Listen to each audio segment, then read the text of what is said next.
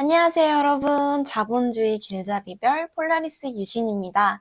자, 오늘 영상은요, 그동안 예고했던 폴라리스 경매 스터디 에피소드 1입니다. 이번 영상에서는 19살에 대한민국 부동산 투자를 경험해본 이야기를 구독자분들 중에서 앞으로 부동산을 도전해보고 싶은 분들에게 제가 경험한 내용들을 모두 공유해드리기 위해서 이렇게 컨텐츠를 시작하게 되었습니다.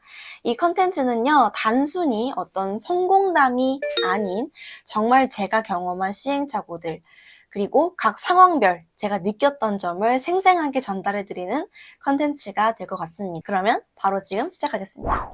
자, 여러분, 부동산 투자에는 정말 다양한 종류가 있습니다. 근데 저는 크게 두 가지라고 생각을 했는데요. 시세 차익형 투자, 그리고 월세 수익형 투자. 자, 그럼 제가 시세 차익 투자를 하던지 아니면 월세를 받는 수익형 투자를 하던지 어떤 부동산을 가지고 있어야 하잖아요, 제가. 그럼 제가 부동산을 살 수 있는 방법에는 뭐가 있을까요? 저는 크게 4가지가 있다고 생각을 했습니다. 분양권, 일반 매매, 경매 공매, 그리고 재건축, 재개발.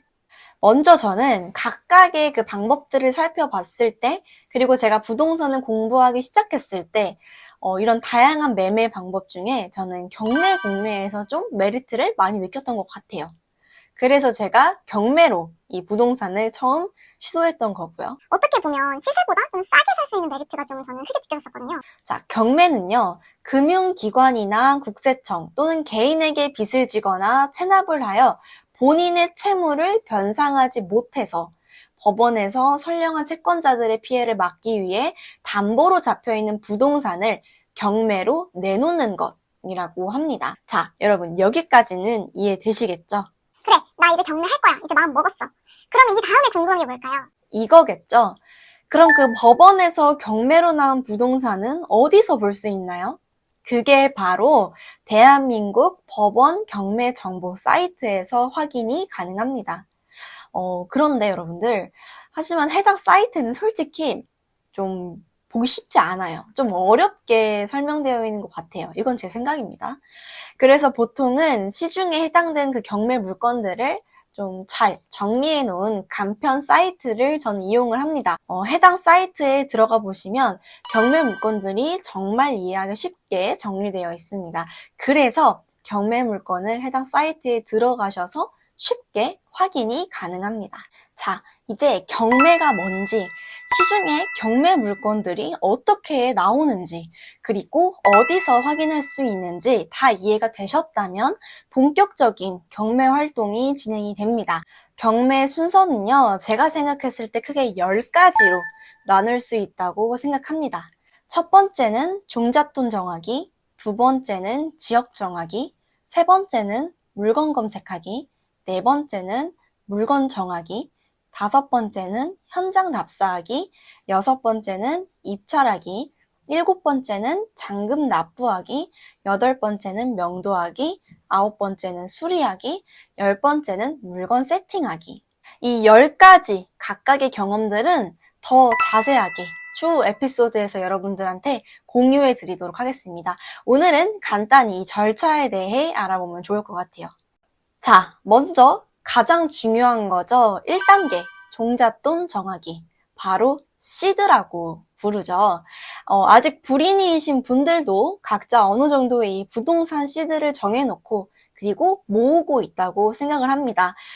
저는 제가 경매를 이걸 시작을 할 때 최대 5천만 원을 기준으로 잡고 시작을 했습니다. 자, 여기서 시드가 왜 중요하냐라고 생각하실 수도 있어요. 전 이렇게 생각을 하거든요. 나의 시드가 정해져야 제가 도전할 수 있는 물건들이 일단 추려지고요. 예를 들어서 내 시드가 지금 한 3천 정도인데 10억짜리 아파트를 도전할 수는 없잖아요. 그래서 내가 이 경매에 사용할 수 있는 시드를 딱 정해두고 이 선에서만 경매를 진행하는 걸로 마음을 먹고 시작해야 한다고 생각을 합니다. 반드시 이게 정말 중요한 것 같아요. 이 시드의 크기를 경매하는 중간에 바꾸지 않는 것. 네, 이게 정말 중요하다고 느꼈습니다. 자, 두 번째, 그 다음은 뭐였죠? 네, 맞아요. 지역 정하기인데요. 저는 정말 운이 좋게도 경험이 많으신 스승님들께 거의 1대1 과외로 배울 수 있었어서 현재 저의 상황, 그리고 아까 말씀드렸던 그 시드를 공유하면서 지역들을 정했습니다. 그리고 저의 시드로 서울 아파트 도전이 쉽지 않았어서 지방 투자로 처음부터 마음을 먹고 시작을 했고요. 서울에서 KTX, 그리고 또 ITX, 그리고 또 SRT 등으로 갈 수 있는 지역들로 좀 봤던 것 같아요. 그래서 스승님들과 제가 상의해서 현재 저의 상황, 그리고 제 시드, 모든 조건에 맞는 지역을 두 곳을 정했습니다. 그곳이 바로 대전과 대구입니다. 하지만 모든 건 또 저의 선택이기 때문에 제가 앞으로 그 각 지역의 변화, 그리고 또 부동산 상황을 좀 분석을 해보니 저는 최종적으로 대전을 선택을 했습니다. 네, 이렇게 2단계가 끝났고요. 자, 그럼 이제 시드, 지역까지 정했으면 이제 해당 시드로 해당 지역에 투자할 수 있는 물건들을 검색을 해봐야겠죠. 요거 3단계, 물건 검색하기입니다. 자, 물건을 초반에 제가 말씀드렸던 것처럼 대한민국 법원 경매 정보 사이트에서 확인이 가능하나 요즘에는 더 보기 쉽게 정리되어 있는 좋은 사이트들이 여러들 있습니다.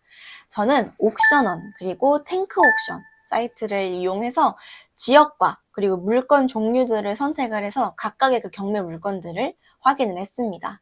아파트 정보 그리고 입찰가 등 모든 내용들이 진짜 한눈에 쉽게 정리되어 있습니다. 이 물건 검색에서 가장 중요한 건 입찰가를 보는 것도 중요하겠지만 그 물건을 선택할 때 해당 그 경매 물건의 권리 분석이 잘 되어 있는지도 한번 보셔야 돼요. 자, 그럼 여기서 또 궁금하신 게 생기시겠죠? 여기서 권리 분석이 뭐냐라고 하시는 분들이 계실 것 같은데요. 자, 바로 말 그대로 그 아파트의 권리를 분석하는 겁니다. 해당 부동산, 그 어떤 권리들이 설정되어 있는지, 낙찰을 내가 이걸 받았을 때 아무런 문제 없이 소유권을 온전히 내가 취득할 수 있는지를 분석하는 겁니다. 그러니까 쉽게 말해서 해당 그 경매 물건을 법적으로 안전한지 확인하는 과정입니다. 자, 자세한 부분은 제가 추후에 경험했던 물건들을 예시로 나중에 설명해 드리겠습니다. 자, 이렇게 물건들 검색을 다 완료하면 그 다음은 당연히 내가 물건을 입찰할 물건을 완전 정해야겠죠. 저는 물건을 정할 때 기본적으로 저의 시드를 잘 운영할 수 있는 조건의 경매 물건을 선택을 했는데요. 저는 혹시 몰라서 2가지를 정했어요. 물건 후보로. 그래서 물건이 2개여서 그 각 물건들마다 부동산 시세조사 아니면 그 주변 환경 공부를 좀 많이 했었어야 했어요. 정한 물건 근처에 부동산에 전화도 해보고 예를 들어서 이런 식으로 전화를 했습니다. 제가 해당 주소로 전세를 좀 들어가려고 하는데 혹시 전세가가 얼마나 하나요 요즘에? 이렇게 전화를 물어봐요. 부동산 전화해서. 근데 이렇게 물어보면서 이제 뭐 전세가 뭐 몇 평에 뭐 8사 기준 얼마예요? 라고 하면 그럼 매매는 어떤가요? 라고 물어보면서 매매가를 같이 물어봤습니다. 그러면 내가 어떤 금액으로 입찰을 해야 되는지 좀 시세조사도 할 수 있었거든요. 근데요, 여러분. 이게 저만 그걸 느꼈는지 모르겠지만 부동산에 전화를 거시면 막 엄청 친절하게 설명해 주시지는 않았어요. 저만 그랬던 건지 모르겠지만 그냥 제가 자고 있는 사람을 좀 깨운 듯한 그런 목소리가 들리더라고요. 그리고 브리핑을 해주시기는 하는데 좀 되게 귀찮아 하셨었습니다. 하지만 이런 걸 정말 다 경험해보는 게 너무 중요하더라고요. 어차피 저희가 낙찰을 받으면 반대로 그 부동산 분들에게 저희가 손님이 되는 상황이거든요. 어차피 임대 세팅을 해야 되니까 뭐 시세 차익, 뭐 매매로 바로 집을 팔아버리든 아니면 뭐 전세를 놓든 월세를 놓든 부동산에 물건을 내놔야 되잖아요. 그쵸? 자, 이렇게 물건 정하는 단계까지 지나면 이 다음으로 해야 될 건요, 여러분들.